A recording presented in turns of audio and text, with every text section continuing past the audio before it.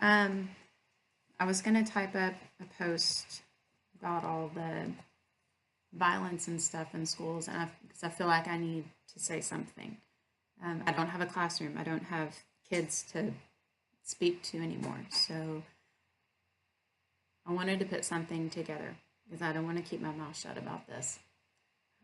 With this latest school shooting, the issue arises again about banning guns and the violence because of guns and blah blah blah blah blah. And I am most definitely one of those believe it's a hard issue. It's not a gun issue. Look at so many violent acts committed with other things, from fertilizer to cars, knives, shovels, frying pans. I mean, anything can become a weapon if the person holding it or operating it chooses to use it as a weapon. Anything. Stab somebody in the eye with a pencil. Anything. We can't keep banning every single thing because of people's heart issues. It's not practical. It's not logical. It's not reasonable. I truly believe that the issue we have is people don't feel loved. People don't feel like they have a place in this world. People don't feel like they are valued. And you can take all of that back to the removal of prayer in schools, the removal of pretty much every religion out of school, which is a violation of our Constitution because we have religious rights. That's a whole reason that our entire country was founded, was because of religious rights, because we didn't want our government telling us what to do in our heart, in our faith. And I've taught kids from every possible religion.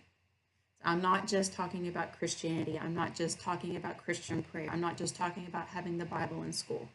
But when you have a belief system that supports a moral center, that gives you a reason to have value within yourself,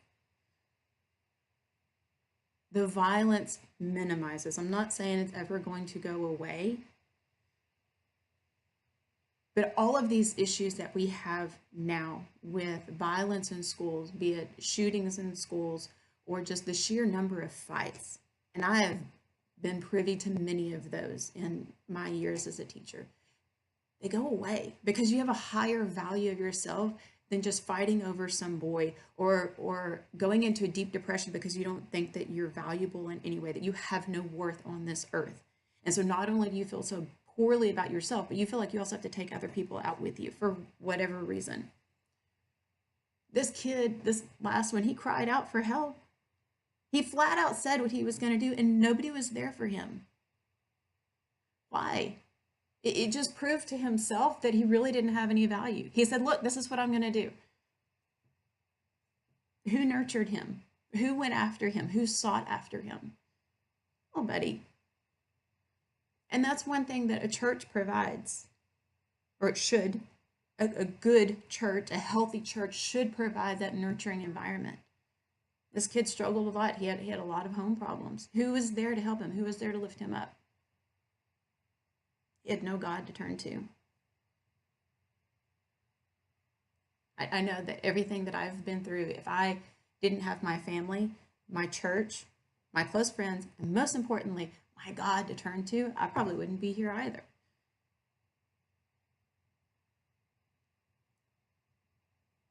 It makes me sad that our society that was founded on religious freedom has now turned from religion. And again, I'm saying that general term because I don't want to just make this about Christianity. Because I've taught students that were Buddhists who were good, wonderful, loving people, and Hindus and Muslims, and they had a greater worth, a greater value, and they cherished human life because of that. It's not a gun problem that we have in this society, it's a heart problem. You should see the statistics of when they took prayer out of schools. In the moment of silence, that doesn't work. Most of the teachers, and I will say most, don't even do it. I know in schools that I've been in, they they didn't even stand or take part in the pledge, much less a moment of silence. The kids are on their phones, or they're talking, or the teacher doesn't care at all, and there's no control in the classroom. There's no respect for it. So why even have it? It's useless. It's pointless. People complain about the millennials, but the ones complaining about them were the ones who raised them to be that way. The baby boomers, the Generation X, you created this monster because you were afraid to tell your kid no. That's crap. Everybody needs to be told no. That's what discipline is. Say, no, you need to get back on the right path. No, you're doing this wrong. You need to do this right. No, 2 plus 2 equals 4. It doesn't equal whatever you feel like it equals at the moment. There are absolutes in our society. Science and math prove that.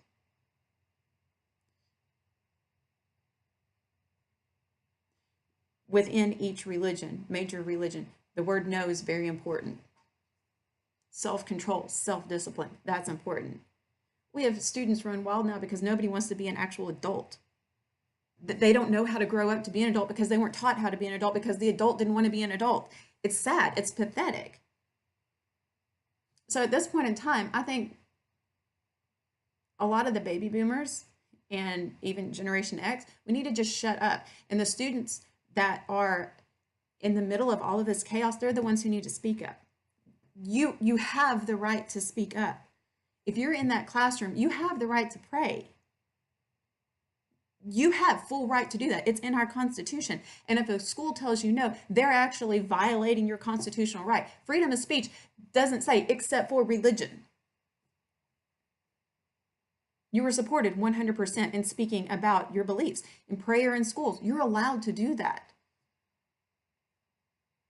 Don't forget that. You have the right to hand out a Bible. You have the right to take material to school and hand it out. You have the right to support your religion, to speak about your religion, to pray when it's not during class time, basically. Whenever a teacher is not instructing, you have the right to do it. You can't take time out of class, but in the hallway, you can do it. The cafeteria, you can do it. During recess, you can do it. The kids have to take the power back. If you're tired of being fearful of someone bringing a gun to school, then do something about it. Stand up for yourself. Stand up for your own rights. Because the adults have done a really good job of screwing all of this stuff up. That's part of the reason why I quit teaching. Because I was tired of being told I couldn't do what I felt like was right for those individual students. I can't hug a kid. Maybe that's the only positive affection that kid is going to get in a day's time. I can't let kids eat in my classroom. Well, hell, where else are they going to eat without getting bullied by some idiot in the cafeteria or ashamed that they don't have the money to get food? I bought kids clothes, but I was told I was wrong. Now, adults have done enough in our classrooms to screw it all up. It's time for the kids to take their own classrooms back. Again, I don't think it's a gun issue. I think it's a heart issue. I think if you're going to say you're a Christian, then you better start living that life. If I can look at your Facebook feed and I have no idea what you believe, take Christianity out of it. If you claim to believe something and I can look at your Facebook feed, your Instagram feed, watch your Snapchats, and I don't see proof of what you believe, then you don't believe it. You don't. You're a coward. You're lukewarm. Get off that fence. Either believe it or not. And if you do, live it. If you don't, then stop saying it. Stop being a hypocrite. Stop being a liar. It's pathetic what our society has come to. People wanting to be something that they're not. And you end up being nothing. And that's when you feel like you have no value. Well, get out there. Live the life that God designed you to live. Be passionate about whatever it is. Don't be lukewarm. Kids, don't let these adults take your rights away. Don't let them make you feel invaluable because they really don't have any value themselves. They have no right to take away what fuels your soul. You have the right to pray.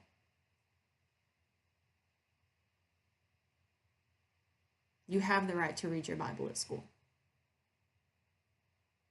Again, not during class time, not during instruction time, but you have that right. As long as it falls within the guidelines of whatever the teacher has presented, you have the right to use your religion within projects. You have that right. Don't let them take your rights away. Don't let them make you feel invaluable, because you are valuable. You're created as a valuable individual. Every single person is. Just the way you are. Baby boomers, millennials, Generation Xers, stop complaining about the millennials. You created them. You don't like it? Tough. It's your own damn fault. Millennials, you don't fall into that uber liberal snowflake category. Fine, change it. Be the voice for your generation that nobody hears. Because right now the squeaky wheel looks really, really big.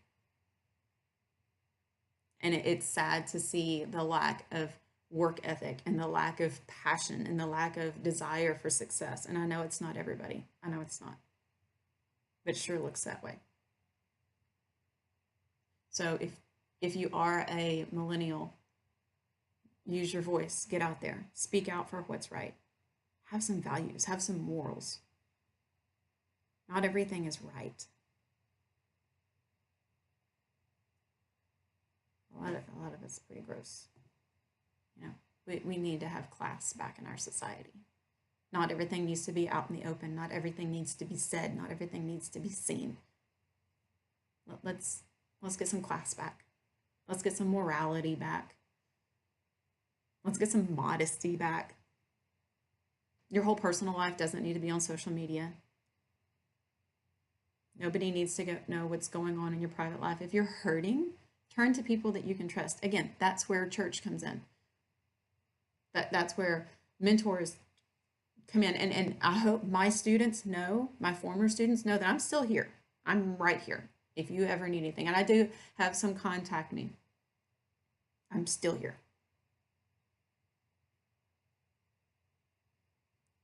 When you know somebody needs help, help them. When you see somebody like this kid that was crying out for help, he's in so much pain that he wants to hurt other people. Nobody was there for him. That's sad. That's the hard issue. You can't blame that kid for suffering. You blame everybody around him that knew something was going wrong and they didn't do anything about it. It's their fault. That's on their shoulders. Guys, we got to get back to the heart. Not guns. A gun sits on a table, it doesn't kill anybody. Same thing as a knife, car, you know, anything can be a weapon. It's the person that's behind the weapon. Let's make a change for our society. Swing that pendulum back around. Show each other grace and mercy and love and kindness. Get prayer back in school. Give your heart something to yearn for, the passion, drive, to be something more than somebody's pawn. Don't do that. Don't let them do that to you. Don't let them empty you out because of political correctness. That's crap. The term in and of itself is an oxymoron.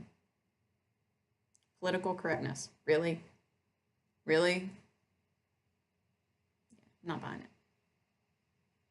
So that's my 2 cents. Feel free to leave comments, questions. If you're my student, know that I'm here for you. Love you.